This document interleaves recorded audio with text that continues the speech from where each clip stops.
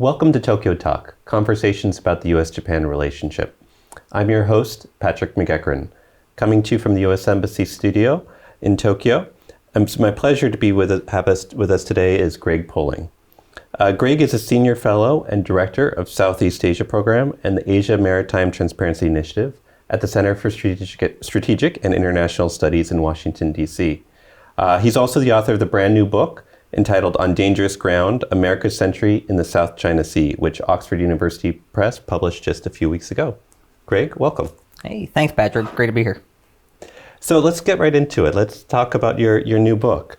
So On Dangerous Ground tells the history of the South China Sea starting in 1800.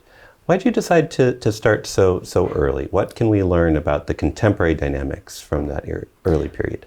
Well, I really wanted to highlight the abiding nature of U.S. interests in the disputes. And so to do that, you have to go back to the beginning of those interests. And the reason I start all the way back in the start of the 19th century is because that's when the U.S. really developed this interest in freedom of the seas. Right? There's no more abiding U.S. foreign policy interest than a commitment to freedom of the seas. It's the natural result of the U.S. being born as a maritime trading republic. And so the first uses of military force by the U.S. were against the Barbary pirates and the second war against Britain in 1814. And then eventually that commitment to freedom of the seas led the U.S. to become a Pacific power, establishing the East India Squadron, opening Japan, and eventually colonizing the Philippines after 1898. And that happens to coincide with the start of the South China Sea disputes as we know them, which began with Vietnamese annexations of the Paracels in 1816, but really developed at the early decades of the 20th century as the U.S. was becoming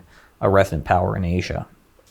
So the players that we're talking about in terms of the 19th century dynamic, first of all, so we have the United States, obviously, that's sort of at the center of the story. You mentioned Vietnam and piracy as well, so non-governmental actors. Help us fill out the story. Who else is playing in this space, and what is the United States trying to protect the seas from? What sort of freedom are they trying to protect? So the story of the South China Sea begins really with Vietnamese claims to the Paracels circa 1816, which are quickly forgotten after Emperor Zhao Long, who made the claims, leaves the scene. And then a new round of colonial interests, starting with the British in the latter 19th century, and then the French when they become colonial powers in Indochina.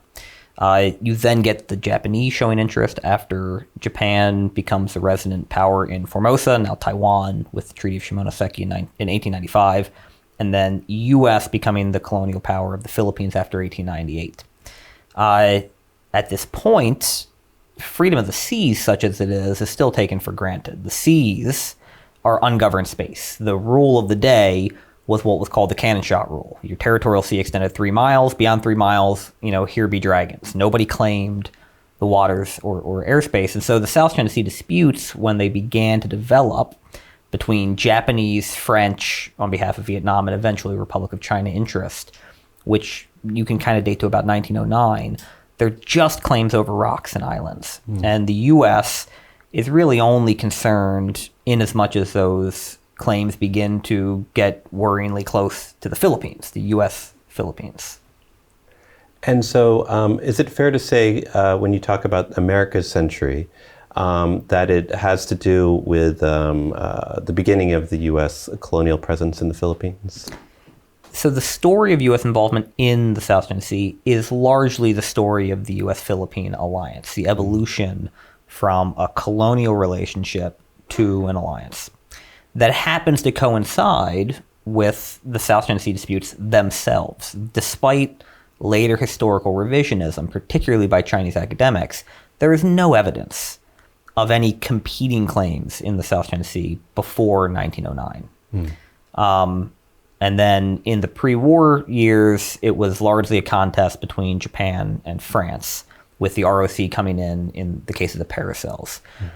Then after the war, and after the irresolution, in which we decided, that if you read the Treaty of San Francisco, it says that Japan gave up all claims to the Paracels and Spratlys, but it doesn't say to whom. That's because all the allies were claiming them. And so the Spratly Islands dispute, at least, became, for the U.S., a thorny issue between U.S. allies. First France, then the Republic of Vietnam, the Republic of the Philippines, the Republic of China, all of which could claim a U.S. treaty commitment, all of which are occupying these islands, and the U.S. interest is just to keep them from fighting. So for much of the century, the South China Sea was something to be managed for the United States. So the U.S. had an interest and an active interest in this whole area throughout that period of time. Is it fair to say that the United States was the major player throughout that period, or through the World War II, for example, when Japan was moving more into this area? Did that have a disruptive effect on the American century? So the United States was never really a major player in the territorial disputes. The U.S. tried to remain aloof from questions over who owned which rock and reef, with very few exceptions. For instance, the U.S. rejected what were clearly excessive claims by Japan in 1939 and later by the Republic of China. But for the most part, the U.S. remained aloof. The U.S. concern on freedom of the seas, though, that's a question of whether or not the U.S. was a major naval power in the South China Sea. And it really was not in most of the pre-war years, really until the late 1930s. The U.S. began to become a major player. Up until that point, it was basically the British. The British dominated the seas globally and in the South China Sea. The French were becoming an emergent power, as were the Japanese. And the story of pre-war contests in the South China Sea are largely a slow-motion race between the French and the Japanese to exert economic and military force over these unoccupied islands that nobody had really cared about before. After the war ends, because for the war years, at least from 41 till 44, the South China Sea is a Japanese lake. Once the Japanese broke the back of Allied power in the Pacific, nobody operated in the South China Sea other than Japanese for 4 years. After the war, it was not quite a U.S. lake, but it was something close to it because American naval power after the war was so predominant. And the French were wholly focused on trying to reassert control over Indochina. The British largely vacated. And so it really was the U.S. serving as the naval power in the region. But again, it's important to remember that nobody was actually claiming the waters of the South China Sea at that point. There's the modern dispute over waters and seabed and rules didn't exist until many decades later when China redefined its own claim. So let's talk about the Chinese claim a little bit. So you mentioned in the early 1900s is when the Chinese are starting to make claims. Can you take us through that early part of some of the Chinese claims and how they came to have a bigger presence in this area? So prior to the first decade of the 20th century, the extent of Chinese territorial claims was Hainan Island, period. Every Qing dynasty record is pretty clear. The Qing considered Hainan the southern extent of China. In 1907, that began to change when Japanese business interests, a private Japanese businessman named Nishizawa, set up an operation on Pratas Reef, which is just off the coast of China. Today, it's occupied by the Republic of China and still claimed by the PRC. And local officials in then Canton were quite upset about this. They provoked a boycott of Japanese goods until eventually in 1909, the Japanese government agreed to recognize Chinese sovereignty over Pratas Reef in exchange for a sizable payment to Nishizawa. That's the first time that you get a Chinese claim to what is now considered part of the South China Sea dispute. That same year in 1909, a Japanese admiral gets wind of these islands called the Paracels that China had never claimed. And he goes down and he makes a claim, and the Chinese government, the Republic of China government, the Qing government at that point, officially annexes the Paracel Islands, which had previously been claimed by Vietnam, but that claim had gone dormant. That claim is largely forgotten in the turmoil of the collapse of the Qing dynasty and then the period of warlordism and eventually the consolidation of the Republic of China's claims. It's not until the 1920s when the French and Japanese both begin to operate commercial operations in the Paracels that the Republic of China rediscovers this annexation of the Paracels and starts to push it. But still, there is no Chinese claim to the Spratly Islands, which is where most of the action happens today. In fact, in 1933, when France officially annexed 7 of the Spratlys, the Republic of China studied its own claim and came to the conclusion that it had no claim to the Spratlys. The Republic of China very explicitly did not object to the Chinese claim. What would later get China into trouble is that under Chiang Kai-shek's Republic of China government, there was an effort in, I think, 1934 to set up a new boundary commission that was supposed to draw the borders of the newly reunified China. Mm-hmm. And one of their jobs was to draw China's maritime boundaries. And they knew that China had annexed the Paracels. They knew that China had annexed Pratas Reef. They also knew that there was these other islands down there in the Spratlys that the French and the Japanese were making noise about. But they didn't really know where any of them were. They had no navy. They couldn't survey them. So they just took a bunch of British sailing charts and they translated all the names into Chinese, which is why most of the names of China's islands today are the names of like British ships that wrecked on them in the 19th century. Fascinating. That history would later be forgotten when future Chinese historiographers in as late as 1980s and 1990s would begin to claim that those old maps from the 30s that Chiang's cartographers made suggested that China had historically claimed all these islands, when in reality none of these islands even had Chinese names until the 1930s. So that's the earlier history of when the Chinese are laying claim to some of these islands. When did they start to put some naval power behind those claims? So after World War II ended, there was a quick race between the French and the Republic of China to be the first to reoccupy some of these islands that were that had been taken over by Japan during the war. The Republic of China got there first in most cases. So they landed forces on Woody Island, which is the biggest of the Paracels, in December of 1946. And they landed on Ituaba, the biggest of the Spratlys, in January of 1947. The French got there a little bit after. In the Paracels, they set up their own bases in the other half of the Paracels. And that was it for years. The French and the Chinese Republic of China splitting sovereignty over the Paracels, and the Republic of China having this small base in Ituaba and the Spratlys. In 1951, Hainan fell after the Chinese Civil War had more or less ended. And with the fall of Hainan in 1951, the Republic of China on Taiwan was no longer able to resupply those distant remote bases. So they abandoned Woody Island and Ituaba. Nobody else moved in to take them. In 1955 is the first People's Republic of China, PRC, occupation. PRC forces quietly occupied the old ROC outpost on Woody Island. And they've been there ever since. And then in 1974, the PRC invaded the then Vietnamese-held other half of the Paracels. So they unified Chinese control of the Paracels in 1974 by driving the ARVN, the Republic of Vietnam, off. China didn't move into the Spratlys until 1988. In 1988, China set up 6 outposts in the Spratly Islands, by which point the Taiwan, Malaysia, Vietnam, and the Philippines all already had all the best real estate. So China got a bunch of underwater reefs. That was all that was left. That also provoked a fight with the then SRV, the Socialist Republic of Vietnam, in which China killed 66 Vietnamese troopers at a place called Johnson Reef. And then in 1994, China occupied its last island, Mischief Reef, which is, again, an underwater reef that actually legally belongs to the Philippines. So help us understand, so starting in 1988, this early part of what sounds like the modern or contemporary disputes over the Spratlys and the South China Seas. What was motivating the Chinese to take these new initiatives to spill blood? So China had been claiming the Spratlys on paper since the end of the war. Like I said, when the ROC stepped foot on Ituaba in 1947, that's the first time a Chinese official had stepped foot in the Spratlys. The PRC, after the Civil War, just kind of inherited that ROC claim. So the ROC adopted what's called now the 9-dash line, the successor to those old 1930s maps that Chiang's cartographers had made, as the limit of their territorial claim in 1947, and then China adopted that 9-dash line. It was the 11-dash line when the ROC had it. They cut 2 off, made the 9-dash line in 1951.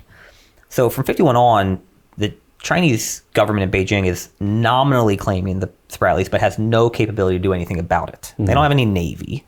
They don't really have a coast guard. They certainly don't have any oceanographic research vessels. They don't even know where any of the islands are. All they've got are these old ROC maps, which are themselves just translations of old British sailing charts from the 19th century. In 1979, when Deng Xiaoping took power, he famously launched what was called the Four Modernizations. One of those was a modernization of military force, which included a huge effort to build up the Chinese Navy. So over the course of the 1980s, China constructed an increasingly large and capable Navy, along with a Coast Guard, an oceanographic research fleet, and a fishing fleet, which was subsidized to go down and operate farther and farther south to assert Chinese claims. So what happened at the end of 1987 and into 1988 is China determined that that modernization effort had finally given it the power, the capability to make concrete these previously, just hypothetical claims to the Spratlys. But when they got down there, of course, there was nothing left worth occupying, so they had to settle for all these underwater reefs. And meanwhile, this is still the American century. America is still present. Is the U.S. position effectively at this time fairly static or evolving? So in the post-war years, the U.S. kind of goes through 3 or 4 phases. So the first phase is during the 50s, but particularly the 60s and early 70s, when the Filipinos and Vietnamese are occupying islands alongside the Republic of China. The U.S. position is one of strict neutrality on territorial matters and urging calm, because all the occupants of the Spratlys are U.S. treaty allies. Every single one of them has a mutual defense treaty.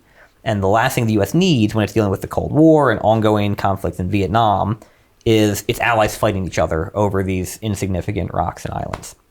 That shifts after 1974. So in 74, China invades the South Vietnamese held up portion of the Paracels, which spooks everybody, because everybody becomes convinced that the PRC is going to come south and do the same to the Spratlys. In May 75, Saigon falls. So all of the South Vietnamese troops in the Spratlys are replaced by North Vietnamese troops under the newly reunified SRV. And in 79, the U.S. abrogates its alliance with the Republic of China. So suddenly, in the course of just 5 years, the Philippines goes from being one of multiple U.S. allies in a sensitive but stable status quo to now being the only U.S. ally surrounded by hostile communist powers. So from that point on, from 74 to 79, the U.S. interest in the South China Sea is basically dominated by this debate about what the U.S.-Philippine alliance means in the South China Sea. And it's the first time that the U.S. has to come down on a clarification that the mutual defense obligations to the Filipinos applies to any unprovoked attack on Philippine vessels in the South China Sea. It's a similar, although still somewhat narrower, definition to what we do for the Senkakus in the case of Japan. It then fades back into the background for most of the 80s.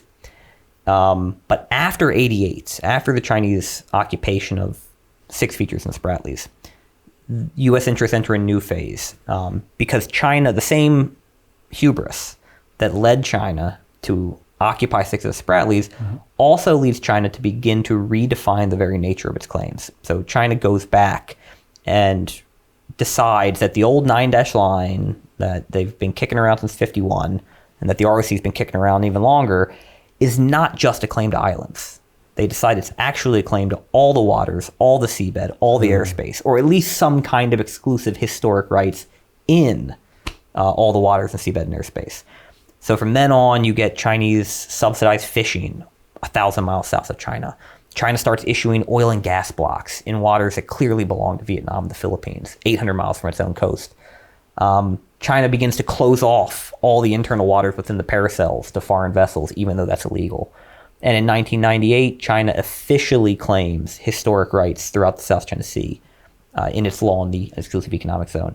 And that, by no coincidence, coincides with the U.S. State Department for the first time saying that its top priority in the South China Sea is freedom of navigation. It's no longer just alliance credibility. It's this idea that the very rules themselves are a threat. So is it fair to say that the U.S. is sort of the static power and the Chinese are becoming increasingly aggressive through the latter part of the 20th century? I think that's right. So the narrative that I lay out in the book is one of consistent U.S. interests, but that for most of the 20th century are relatively low priority, right? So the U.S. interests in freedom of the seas and in alliance credibility do not change, but their priority in the South China Sea skyrockets after 1988. Because up to that point, the only real concern was for the U.S. to keep its allies from fighting each other. And then briefly, this period of heartburn over the Philippine alliance in the 70s. But for the most part, the South China Sea was a footnote in broader U.S. interest in Asia.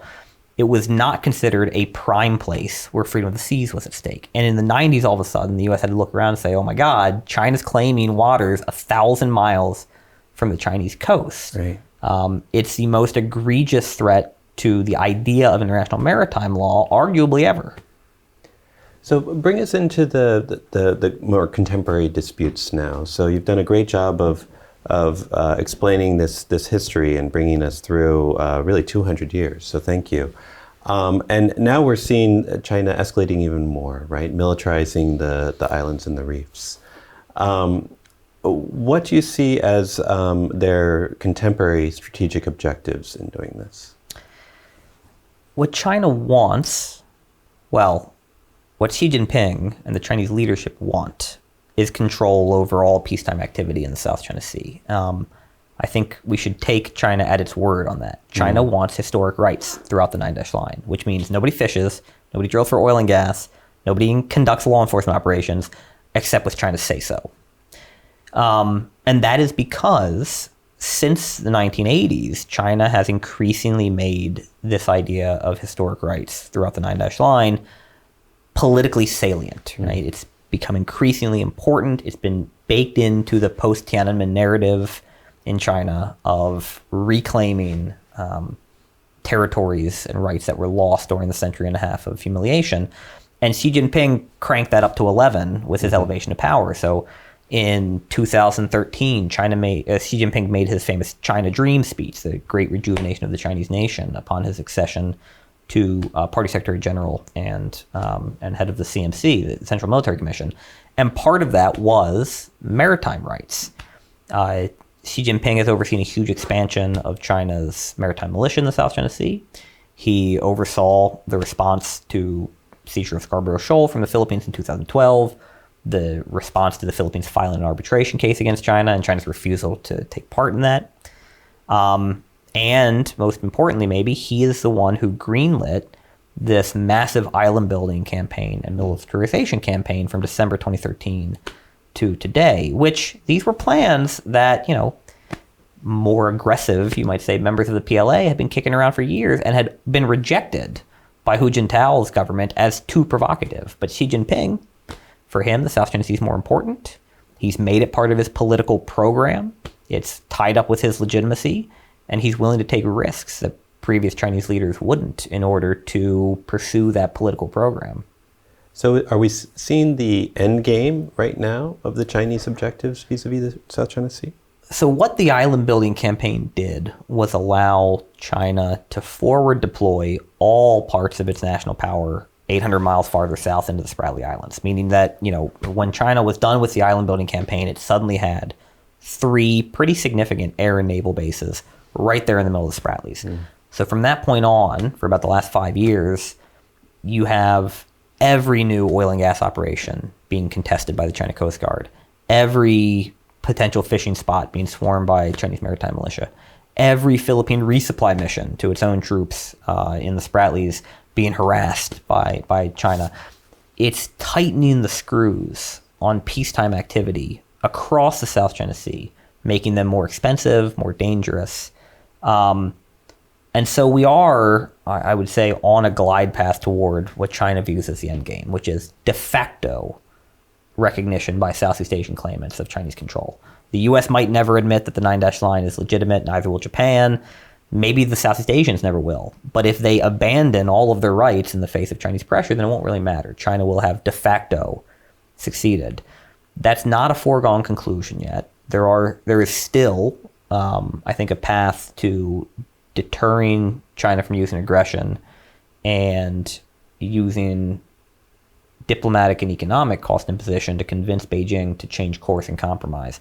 But that path is getting narrower and narrower every day as China is in greater and greater control. So you mentioned peacetime activities twice.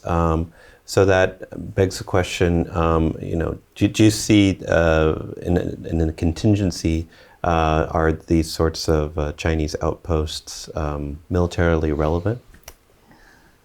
Yes, far more than a lot of U.S. analysts would like to admit. So the islands are large. I mean, Mischief Reef, the biggest of them, is about the size of the entire I-495 beltway around Washington, D.C. All of Pearl Harbor Naval Base could sit inside the lagoon at Subi Reef, China's second biggest feature. These are large. They are resilient, and they are capable. They have anti-air and anti-ship missiles, point defenses. They are bristling with communications and radar and sensing capabilities that allow China to see everything that moves on or above the South China Sea. When you combine that with China's significant advantages in long-range missile capabilities, air capabilities, and naval capabilities, what you add up to is a situation in which in any hypothetical conflict, China would have clear dominance over the United States in the surface, air, and electromagnetic spectrum. And the U.S. would have to pull every surface vessel in the South China Sea out as fast as humanly possible because they would be in a shooting gallery. And the U.S. does not have assets close enough to contest that. The nearest, if you talk about the Spratly Islands, China's got 3 air and naval bases. The closest U.S. air base would be in Okinawa, 1,300 nautical miles away. It's 1,500 nautical miles to Guam. The U.S. does not have significant assets in Singapore. And while it has, in theory, access to Philippine bases under the 2014 Enhanced Defense Cooperation Agreement, that hasn't been implemented yet. And so there are still ways to change that balance of power. But today, with posture as it is, I would suspect strongly that the U.S. would choose to concede the South China Sea to China for at least the opening weeks of any conflict. And one other point here that's very important. People will argue about whether or not the islands can be neutralized by the United States. My position is, of course, they can be neutralized. But as I just pointed out, I mean, these are very large islands with pretty significant defenses. A lot of what they have is hardened or buried. If you wanted to actually disable the capabilities or significantly degrade the capabilities, you would probably need to drop hundreds of pieces of ordnance on them. The U.S. doesn't have that magazine capacity to spare. And there is no fight in the South China Sea that I can imagine that is just taking place in the South China Sea. The South China Sea would be a secondary theater in a fight over Taiwan or over U.S. forces in Japan. So everything you shot at the Spratlys is something you couldn't use in defense of Taipei and Tokyo. So given that math and the finite resources, the U.S. will make choices. And the South China Sea will not be the one that's chosen to defend. So U.S. military planners here in the Indo-Pacific often use the term the tyranny of distance. Does the distance between existing American bases and the Spratlys impact the military operation? And if so, is it necessary for the United States to have military assets stationed closer to these contested militarized reefs and islands? Yes. I mean, we face 2 problems now. If this is a math problem, we face a tyranny of distance, and we face the problem of sheer overmatch. China's got more boats and more planes and more missiles, and it's producing more of all of them faster than we are. So the gap is only going to widen. And there's absolutely nothing we can do to close those gaps at this point, at least not in a realistic time frame. So the only way to fix that math is to invest in asymmetric capabilities. And the one advantage that the U.S. and its allies have is that they are closer to all of these places than China is, right? It's much shorter distances from the Philippine Islands to the Spratlys than it is from the Chinese mainland. It's much closer from the Japanese Southwest Islands to the Senkakus than it is from the Chinese mainland. The best answers we have are those being pursued by, say, the U.S. Marine Corps, to use ground-based fires, use geography to our advantage, concede that we will not be able to put as many planes over contested areas as China can, or as many ships around them, but we can use relatively cheap and survivable ground-based fires fired from friendly territory to shore up deterrence. And the goal should not be to actually use these things. The goal should be to convince China that the U.S. and its allies have a credible ability to hit back at Chinese surface vessels. That is what we are pushing Taiwan to invest in when it comes to asymmetric capabilities for the Taiwan Strait. It's what Japan is already investing in when it comes to the Southwest Islands. And it's what the Philippines and the U.S. are beginning to invest in when it comes to joint capabilities based out of Philippine bases. So you're already starting to hit on my last question, which is, what do you think the United States should do going forward? And you're touching a little bit upon some of the military elements, and I'd love to hear your thoughts a little bit more on that. But also diplomatically, what do you think we should be doing? Most of the success or failure of U.S. strategy in the South China Sea will not be military in nature. It'll rest on our diplomatic and economic policies. So what I think is necessary is a two-part strategy. We need a short-term strategy to shore up the U.S.-Philippine alliance, to work in cooperation with partners like Japan and Australia to bolster the capacity of not just the Philippines, but other Southeast Asian parties to maintain access to their own waters. And all of that will help ensure that China does not escalate to military force, but chooses to keep this in the so-called gray zone of non-military coercion. That buys time, right? That treads water. But deterrence is never an end goal in itself. It just buys you time for facts on the ground to change. The long-term strategy that would buy time for is one of imposing diplomatic and economic and informational cost on China, such that Beijing decides that its bullying, its bad behavior in Asia is undermining its larger goal of global leadership. So we can do a lot more when it comes to helping surveil and identify and publicize Chinese bad behavior, both by its Coast Guard and its Navy and its militia forces. We can do more when it comes to supporting the Philippines in raising its arbitration award, not just in ASEAN settings, but in the UN General Assembly, trying to impose diplomatic cost and widen the coalition that does so. We need to get the Europeans more on board.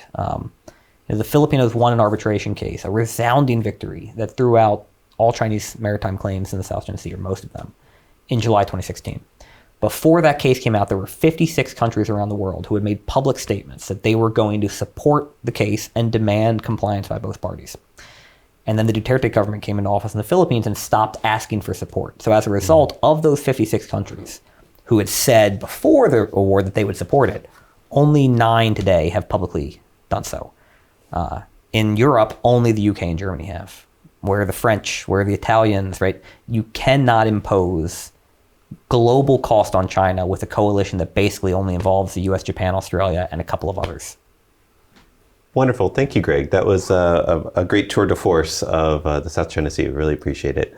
The book is On Dangerous Ground, America's Century in the South China Sea. Available on Amazon, right? And soon, local bookstores in Japan, one would hope. Wonderful. Thank you so much. Thank you.